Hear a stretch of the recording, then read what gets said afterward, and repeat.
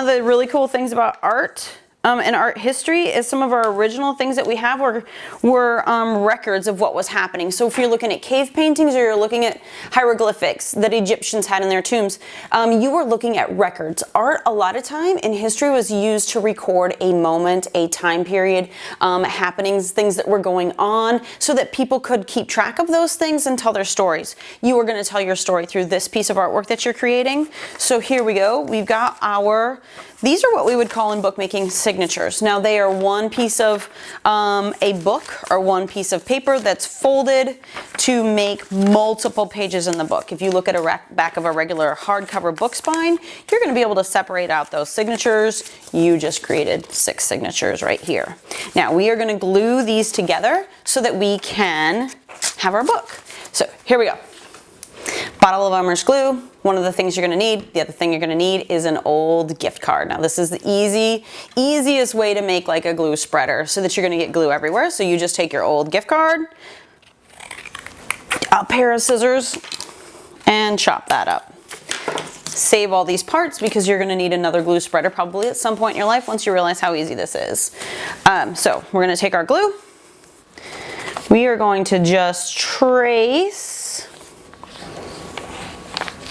the edges. Now I'm about a ½ inch away. I don't want a ton of glue on this, but I want enough that I can spread around. I'm not going to get within a ½ inch of that border. Now I'm taking my glue spreader and just like putting frosting on something, if you frost anything, I'm making a super thin sheet of that glue.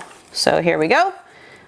I'm going to line up my points and put this down. Now I didn't talk to you at all about how you should be lining up those points. So let's talk about that. I've got my little piece right here. Now this is all folded, it's a signature. If I am a monster's dentist and this is my monster, I'm looking inside of its mouth at its teeth, okay? I can flip it this way and show you guys what I see. Looking inside my monster's mouth at his teeth. All right, my next monster that I put on top, I want to go the exact same direction. So I'm gonna make sure that I'm again looking inside of that monster's mouth at his teeth. I'm gonna glue it that way. So let me do this again. Trace my glue on here. Take my glue spreader, push that glue around. This time I got quite a bit of glue. And when that happens, I don't want it off on my edges. I'm just gonna put it off on that piece of scrap paper. There we go.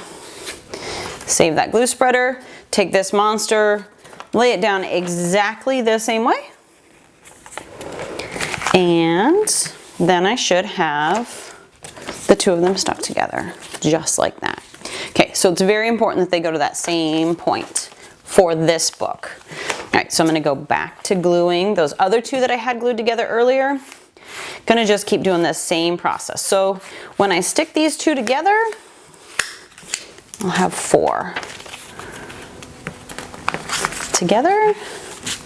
All of their solid points are here, their folded points. All of their open points are here. You can see my book is starting to take shape.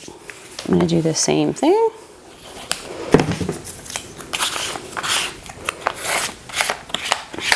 Using my glue spreader.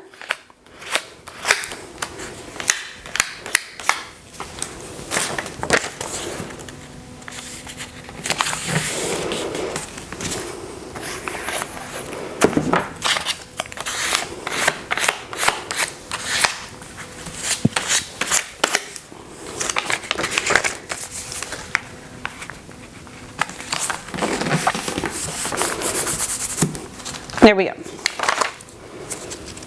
I have all 6 of them together. Now, all of their hard points or their folded points are there. All of their loose or their open points are here. And when I open it up, there we go. You have your initial book.